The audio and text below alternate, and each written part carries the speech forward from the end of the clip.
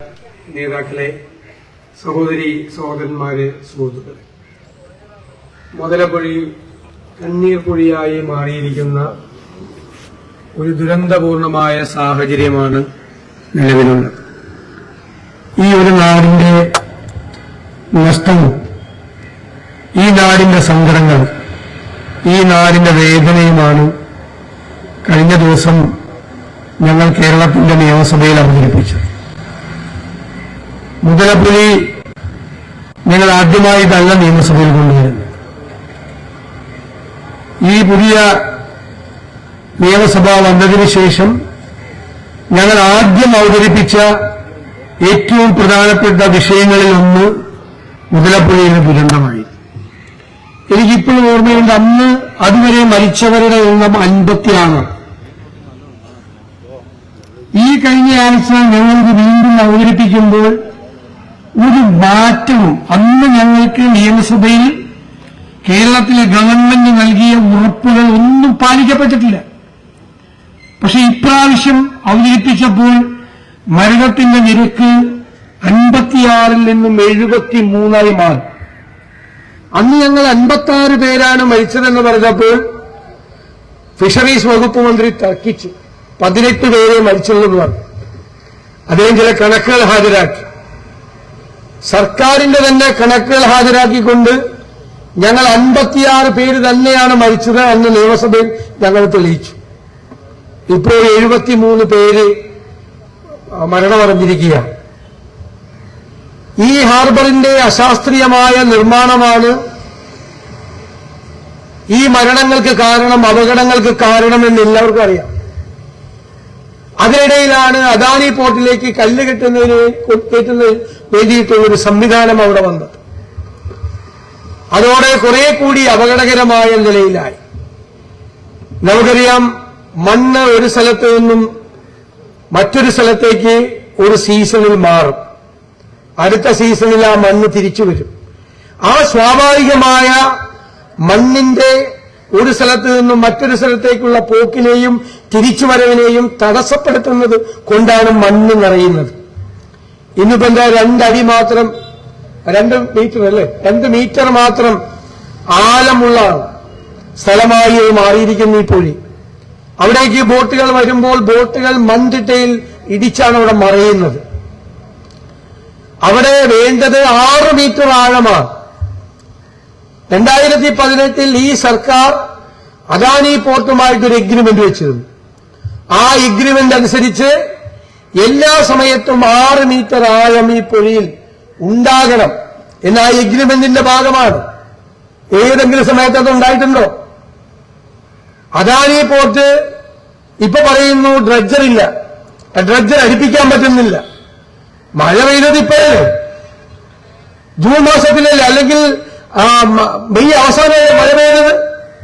ഈ മഴയുണ്ടാകുമെന്നും ആ സമയത്ത് ഡ്രഡ്ജർ അടിപ്പിക്കാൻ പറ്റില്ല എന്നും നേരത്തെ അറിയില്ലേ? അപ്പൊ നേരത്തെ ഡ്രഡ്ജർ കൊണ്ടുവന്ന് ഈ മണ്ണ് അദാനി പോർട്ടിന് ഡ്രഡ്ജർ ഇല്ല എന്ന് പറഞ്ഞാൽ ആരെങ്കിലും വിശ്വസിക്കുമോ? അദാനി പോർട്ടിന് ഡ്രഡ്ജർ ഇല്ല എന്നാണ് നിയമസഭയിൽ മന്ത്രി പറയുന്നത്. കൊണ്ടുവന്നില്ല, കൊണ്ടുവരാൻ പറ്റിയില്ല മഴക്കാലത്ത്. അവര് എത്രയോ ആഴത്തിലുള്ള ഡ്രഡ്ജിംഗ് ആണ് വിഴിഞ്ഞം തുറമുഖത്ത് നടത്തുന്നത്. അവർക്ക് അതിനുള്ള എന്തെല്ലാം എക്യുപ്മെന്റ്സ് അവരുടെ കയ്യിലുണ്ട്. അവരത് ചെയ്തില്ല. അവർ ചെയ്യാതെ ഇരുന്നപ്പോൾ അത് ചെയ്യണമെന്ന് പറയാനുള്ള ആജ്ഞാശക്തി സർക്കാരിനുണ്ടായില്ല. അതുണ്ടെങ്കിൽ പറയുമായിരുന്നോ? അതുണ്ടെങ്കിൽ ഇത് ചെയ്യുമായിരുന്നോ? ഞാൻ പറയുന്നത്, ഈ പ്രശ്നം പരിഹരിക്കാൻ ഹ്രസ്വകാലത്തേക്കും ദീർഘകാലത്തേക്കുമുള്ള നടപടികൾ വേണം. പൂനെയിലെ ഒരു സ്ഥാപനത്തെ ഏൽപ്പിച്ചിട്ടുണ്ട്. ഈ പഠനം മാത്രമാണ് നടക്കുന്നത്. റിപ്പോർട്ടുകൾ ഇങ്ങനെ വന്നുകൊണ്ടേയിരിക്കുകയാണ്. ഇവിടെ ആ പൂനെയിലെ ഏജൻസിയെ ഏൽപ്പിച്ചപ്പോൾ ഇവിടെ ഒന്ന് സംസാരിച്ചെന്നാണ് പറയുന്നത്. ഞങ്ങൾ പറഞ്ഞു, മത്സ്യത്തൊഴിലാളികളുമായും മത്സ്യത്തൊഴിലാളി സമൂഹവുമായും കൂടിയാലോചനകൾ നടത്തിയിട്ടില്ല. കൂടിയാലോചന നടത്തിയെന്ന് പറഞ്ഞു.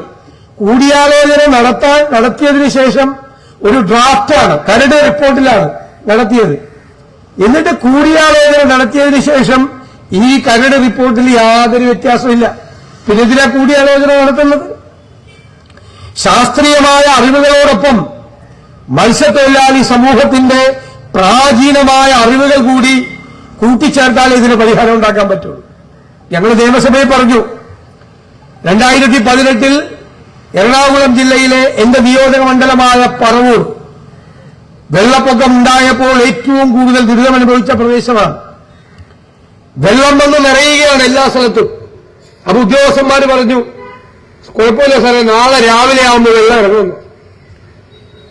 പല സ്ഥലങ്ങളിൽ നിന്നും രക്ഷാപ്രവർത്തനത്തിന് വന്ന മത്സ്യത്തൊഴിലാളികൾ എന്നോട് പറഞ്ഞു, സാറേ വെള്ളം ഇറങ്ങില്ല, നാളെ ഒന്നും ഇറങ്ങില്ല, 4ാമത്തെ ദിവസമേ വെള്ളം ഇറങ്ങൂ. കടല് വെള്ളമെടുക്കണമെങ്കിൽ ഇനി 4ാമത്തെ ദിവസമാണ്. ഞാനിപ്പോഴും ഓർക്കുന്നു, ഉദ്യോഗസ്ഥന്മാർ പറഞ്ഞതായിരുന്നില്ല ശരി. മത്സ്യത്തൊഴിലാളികൾ പറഞ്ഞ 4ാമത്തെ ദിവസം സന്ധ്യ കഴിഞ്ഞതിന് ശേഷം മാത്രമാണ് വെള്ളം ഇറങ്ങിയത്. അതാണ് പ്രാചീനമായ അറിവെന്ന് പറയുന്നത്. കടലിനെ കുറിച്ചുള്ള അവരുടെ അറിവും ശാസ്ത്രീയമായ പുതിയ അറിവുകളും സംയോജിപ്പിച്ച് വേണം ദീർഘകാലത്തേക്ക് ഉള്ള ഇതിനൊരു ശാശ്വതമായ പരിഹാരമുണ്ടാക്കാൻ. ഹ്രസ്വകാലത്തേക്കുള്ള പരിപാടി എന്താണ്? ഹ്രസ്വകാലത്തേക്കുള്ള പരിപാടി എന്താണ്?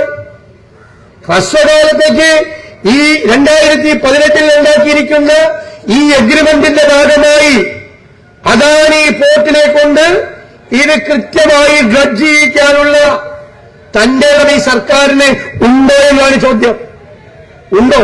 പിന്നെ എന്തിനാ സർക്കാരും അവരും തമ്മിൽ വെച്ച എഗ്രിമെന്റിന് എന്തൊരു പ്രാധാന്യമാണുള്ളത്?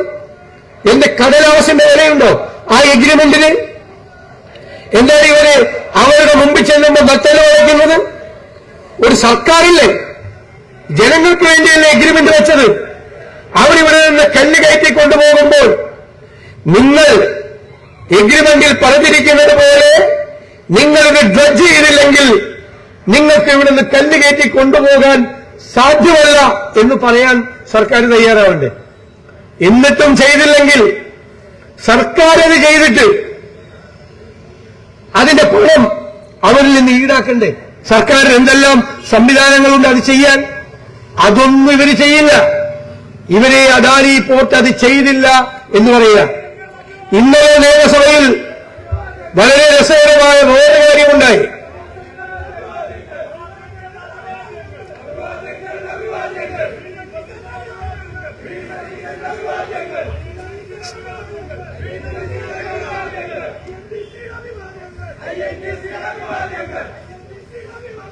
ഇന്നലെ നിയമസഭയിൽ CPM ജില്ലാ സെക്രട്ടറി കൂടിയായ MLA ഒരു നിർദ്ദേശം വയ്ക്കുന്നു മന്ത്രിയുടെ മുമ്പിൽ.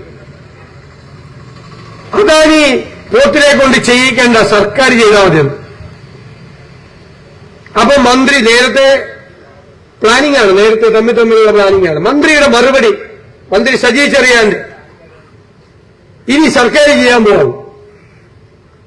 ഇത് അദാനി പോർട്ടിന് ഡ്രഡ്ജ് ചെയ്യാനില്ലാത്ത സംവിധാനം ഈ സർക്കാരിന് എവിടെ നിന്നാണ്?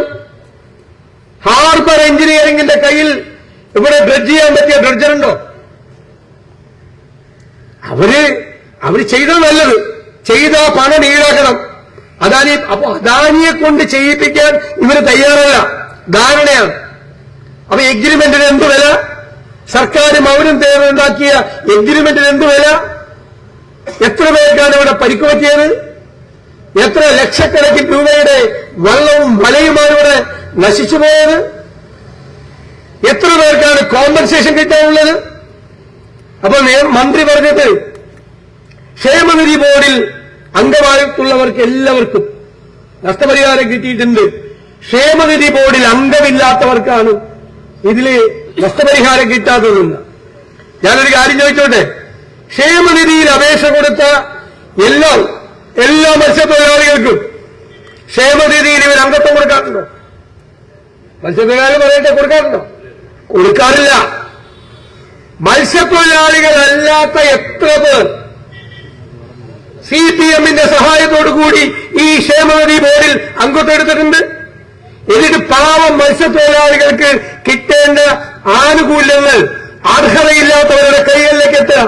ഞാൻ പറഞ്ഞത് ശരിയാണോ? അർഹതയില്ലാത്തവരുടെ കൈകളിൽ എത്തുകയാണ്. ഒരു യഥാർത്ഥ മത്സ്യത്തൊഴിലാളി എത്ര പ്രാവശ്യം നടന്നാലും മത്സ്യത്തൊഴിലാളി ക്ഷേമനിധിയിൽ അംഗമാകാൻ കഴിയില്ല. അവരീ മത്സ്യം പിടിക്കാൻ പോയി തിരിച്ചു വരുമ്പോൾ നമ്മുടെ കുഴപ്പം കൊണ്ട് അപകടത്തിൽപ്പെട്ട് മരിക്കുമ്പോൾ ആ കുടുംബത്തിന് നഷ്ടപരിഹാരം കിട്ടാത്ത അവസ്ഥയിൽ നിരവധി ആളുകളുണ്ട്.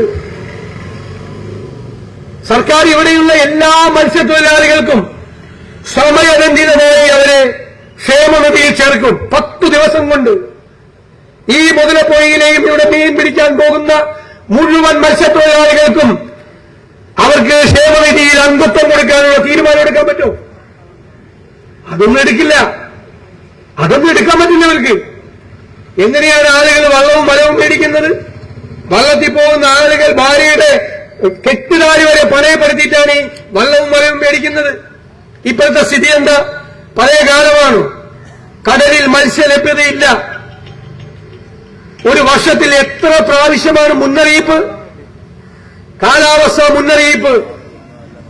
അറബിക്കടലിൽ എപ്പോൾ രസമാണ്, ന്യൂനമർദ്ദമുണ്ടാകും, ചക്രവാത ചുഴിയുണ്ടാകും,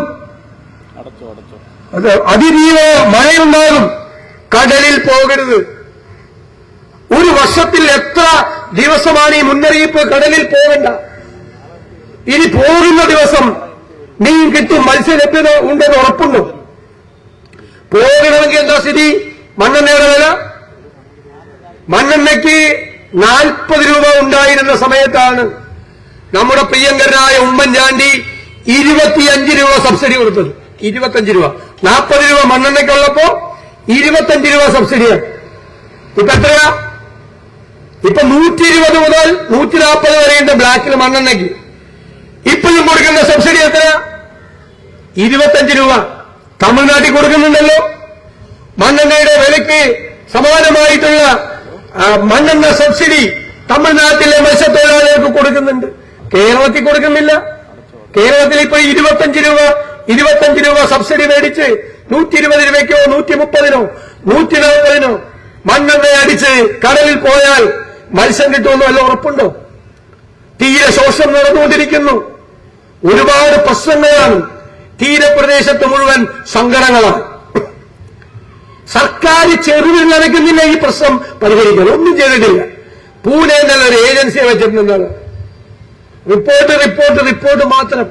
ഒരു നടപടിയും ഒരു തീരുമാനവും എടുക്കുന്നില്ല. ഞങ്ങളിത് ആക്ഷേപം ഉന്നയിച്ചപ്പോൾ മന്ത്രി സജി ചെറിയാൻ നിയമസഭയിൽ പറഞ്ഞത് എന്റെ കയ്യിൽ മോശയുടെ വടിയില്ലെന്ന്. അദ്ദേഹത്തിന്റെ കയ്യിൽ മോശയുടെ വടിയുണ്ടായിരുന്നെങ്കിൽ കടലെ വഴിമാറിപ്പോകാൻ പറയാമായിരുന്നുവെന്ന്. ഈ പ്രശ്നം പരിഹരിക്കാൻ മോശയുടെ വടിയും അലാവുദ്ദീന്റെ അത്ഭുതങ്ങളൊക്കെ അല്ല വേണ്ടത്. ഞാനതിന് മറുപടി പറഞ്ഞത് ശലോമോന്റെ പ്രാർത്ഥനയുണ്ട് ബൈബിളിൽ. എന്താ പ്രാർത്ഥന? ഭരണാധികാരിയുടെ പ്രാർത്ഥനയാണ്, ദൈവത്തോടുള്ള പ്രാർത്ഥനയാണ്. നിന്റെ പ്രജകളെ, രാജാവ് പറയുന്നത് രാജാവിന്റെ പ്രജയാണെന്നല്ല. ഇവിടുത്തെ രാജാക്കന്മാരെല്ലാം അങ്ങനെയാണ് പറയുന്നത്. ആ രാജാവ് പറയുന്നത് നിന്റെ പ്രജകളെ നന്നായി നടത്തിക്കൊണ്ടുപോകാനുള്ള ജ്ഞാനം എനിക്ക് വേണമെന്ന ശലോമോന്റെ പ്രാർത്ഥന. ഞാൻ മന്ത്രിയോട് പറഞ്ഞു, നിങ്ങളുടെ മനസ്സിൽ ആ പ്രാർത്ഥന ഉണ്ടായിരുന്നുവെങ്കിൽ ഈ പാവപ്പെട്ടവരെ സംരക്ഷിക്കാൻ നിങ്ങൾ ഹ്രസ്വകാലത്തേക്കും ദീർഘകാലത്തേക്കുമുള്ള നടപടിയെടുക്കുമായിരുന്നു. ആ പ്രാർത്ഥനയാണ് ഭരണാധികാരിയുടെ മനസ്സിലുണ്ടാകേണ്ടത്. പാവപ്പെട്ടവന്റെ പ്രശ്നങ്ങൾ തീർക്കാൻ, അവനൊരു വിഷമമുണ്ടാകുമ്പോൾ പരിഹരിക്കാൻ നടപടികൾ സ്വീകരിക്കണം. ചെറുവിരൽ നമ്മൾ തെരഞ്ഞെടുത്തൊരു ഗവൺമെന്റ് നമുക്ക് പ്രശ്നമുണ്ടാകുമ്പോൾ ആ ഗവൺമെന്റിന്റെ സാന്നിധ്യം ഉണ്ടാകണ്ടേ? വേണ്ടേ? അങ്ങനെ ഒരു സാന്നിധ്യം ഈ പാവങ്ങൾക്ക് എന്തെങ്കിലും അനുഭവപ്പെട്ടിട്ടുണ്ടോ?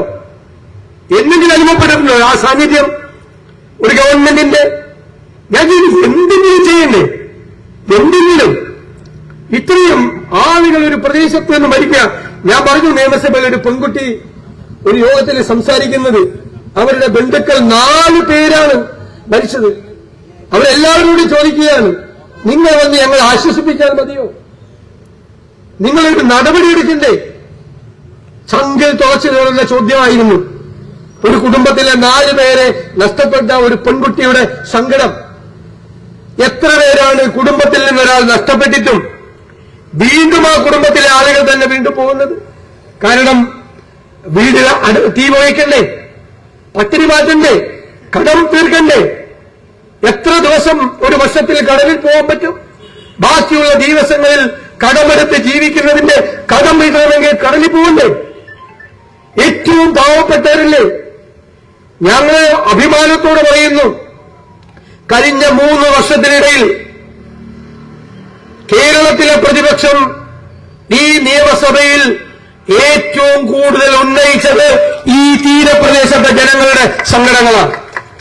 പൂവാറിലെയും മുതലപ്പുഴയിലെയും ചെല്ലാനത്തെയും എല്ലാം ഉൾപ്പെടെ വലിയ തുറയിൽ, ഇവയാണ് വലിയ തുറയിൽ ആളുകൾ സിമന്റ് ഗോഡൌണിലാണ് കിടന്നിരുന്നത്. ഞങ്ങളാണ് ആദ്യം ആ സിമന്റ് ഗോഡൌണിൽ പോകുന്നത്. 1.5 കൊല്ലം മുമ്പ് അല്ലേ? 1.5 കൊല്ലം മുമ്പ് 10-400 പേര് ആ സിമന്റ് ഗോഡൌണിൽ കാറ്റും വെളിച്ചവും കടക്കാത്ത സ്ഥലത്ത് കൊടും ചൂടിൽ കിടക്കുകയാണ്. 10-400 കുടുംബങ്ങൾ. ഞങ്ങൾ ചെല്ലുമ്പോൾ തലയാഴ്ച പ്രസവിച്ച കുട്ടിയുണ്ട്, തളർന്നു കിടക്കുന്ന ആളുണ്ട്, പെൺകുട്ടികളുണ്ട്, ചെറുപ്പക്കാരികളായ മാതാപിതാക്കൾ മാറി മാറി ഉറങ്ങാതെ കാത്തിരിക്കുകയാണ്. അവർക്ക് കാവലായിട്ടിരിക്കുകയാണ്. എല്ലാവരും കൂടി ഒരു സ്ഥലത്ത് ജീവിക്കുകയാണ്. ഈച്ചയാർക്കുന്ന സ്ഥലം. ഞങ്ങളാണത് നിയമസഭയിൽ കൊണ്ടുവന്നു.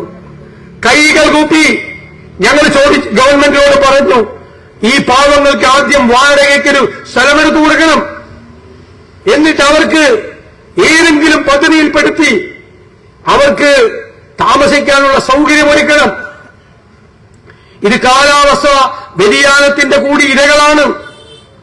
വിഴിഞ്ഞം തുറമുഖ പദ്ധതി വന്നപ്പോൾ, ആ വിഴിഞ്ഞം തുറമുഖം ഉണ്ടാകുമ്പോൾ, അതിനാനുപാതികമായി തീരശോഷണം ഉണ്ടാകുമ്പോൾ, ആ തീരശോഷണം അനുഭവിക്കുന്ന സാധാരണക്കാരായ കുടുംബങ്ങളെ പുനരധിവസിപ്പിക്കുന്നതിന് വേണ്ടി അന്ന് മുഖ്യമന്ത്രിയായിരുന്ന ഉമ്മൻചാണ്ടി 473 കോടി രൂപയുടെ ഒരു ഉത്തരവിറക്കി അനുവദിച്ചുകൊണ്ട് 473 കോടി രൂപ സർക്കാർ ഉത്തരവ്.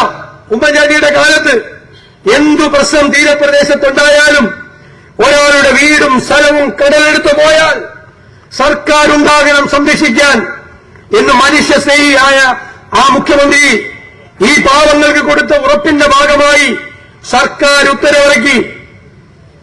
1 രൂപ ഈ സർക്കാർ അതിൽ നിന്ന് ചെലവാക്കിയിട്ടുണ്ടോ? 473 കോടി രൂപയിൽ നിന്ന് 1 രൂപ ഈ സർക്കാർ ഈ പാവങ്ങൾക്ക് വേണ്ടി ചെലവാക്കിയില്ല. ഇപ്പോൾ വിഴിഞ്ഞം സമരം നടന്നു, 140 ദിവസം നടന്ന സമരം നടന്നു. എല്ലാം കഴിഞ്ഞപ്പോൾ ഇപ്പോൾ അവിടെ ഫ്ളാറ്റ് പണിയാൻ ആരംഭിച്ചു. ഞങ്ങൾക്ക് അഭിമാനമുണ്ട്. ഞങ്ങൾ ഉന്നയിച്ച, ഞങ്ങൾ ആവശ്യപ്പെട്ട ആ വിഷയമാണ് അവിടെയുള്ള ആളുകൾക്ക് ഇന്ന് അവർക്ക് പുനരധിവാസം ലഭ്യമായത്. അങ്ങനെ നിരവധിയായ വിഷയങ്ങൾ ഇനിയും കൊണ്ടുവരും. ഈ പാവങ്ങളോടൊപ്പം ഞങ്ങൾ എന്നും ഉണ്ടാകും. മുതലപ്പുഴയിലെ പ്രശ്നങ്ങൾക്ക് ശാശ്വതമായ പരിഹാരം ഉണ്ടാകുന്നതുവരെ നിങ്ങളോടൊപ്പം ഉണ്ടാകുമെന്ന വാക്ക് നൽകാൻ വേണ്ടി മാത്രമാണ് ഞങ്ങളിവിടെ എത്തിയത്. ഉറപ്പായും ഉണ്ടാകും. ഈ സങ്കടങ്ങൾ പരിഹരിക്കുന്നതുവരെ, സങ്കടങ്ങൾ മാറുന്നതുവരെ നിങ്ങളോടൊപ്പം ഉണ്ടാകും. ഇവിടെ കടലകത്തേക്ക് കയറുന്നു. എത്ര നാളുണ്ടാകും ഈ പ്രദേശം എന്ന് പോലും പറയാൻ പറ്റാത്ത തരത്തിൽ ഓരോ കാലവർഷവും കടന്നു പോകുമ്പോൾ, ഓരോ കടലാക്രമണവും കടന്നു പോകുമ്പോൾ, കാറ്റെടുത്തും കടലെടുത്തും പോയ ജീവിതങ്ങളുള്ള ഈ പാവപ്പെട്ടവരുടെ ഗ്രാമത്തിൽ അവരോടൊപ്പം ഞങ്ങൾ ഉണ്ടാകും. നഷ്ടപരിഹാരം കിട്ടാത്തവരുടെ നഷ്ടപരിഹാരം വാങ്ങിച്ചെടുക്കാൻ, അതിന് പരിഹാരമുണ്ടാക്കാൻ, തുടർ നടപടികൾക്ക് സർക്കാരിന്റെ മീതെ സമ്മർദ്ദം ചെലുത്താൻ ഞങ്ങൾ ഉണ്ടാകും. രാഷ്ട്രീയ കക്ഷി പരിഗണനകൾ അപ്പുറമായി, ഇതിലൊരു രാഷ്ട്രീയമില്ല. അതിന്റെ അപ്പുറത്ത് നിങ്ങളുടെ ദുഃഖം, നിങ്ങളുടെ സങ്കടങ്ങൾ അത് പരിഹരിക്കാൻ വേണ്ടിയിട്ടുള്ള ഉറച്ച നിലപാടുമായി മുന്നോട്ട് പോകും. അതിന് നിങ്ങൾക്ക് ഐക്യദാർഢ്യം പ്രകടിപ്പിക്കാൻ, സർക്കാരിൽ സമ്മർദ്ദം ചെലുത്താൻ, നിങ്ങളുടെ സങ്കടങ്ങൾ ഇനിയും നാം അറിയാൻ വേണ്ടിയിട്ടാണ് എന്റെ പ്രിയപ്പെട്ട സഹപ്രവർത്തകർ ഇവിടെ രാപ്പകൽ സത്യാഗ്രഹ പരിപാടി പ്രഖ്യാപിച്ചിരിക്കുന്നത്. ഈ സത്യാഗ്രഹ പരിപാടിയിൽ പങ്കെടുക്കുന്ന എല്ലാ സഹപ്രവർത്തകരെയും, എല്ലാ സുഹൃത്തുക്കളെയും ഞാൻ ഒരിക്കൽ കൂടി അഭിവാദ്യം ചെയ്തുകൊണ്ട് ഈ രാപ്പകൽ സമരം ഉദ്ഘാടനം ചെയ്തതായി അറിയിക്കുന്നു. നന്ദി.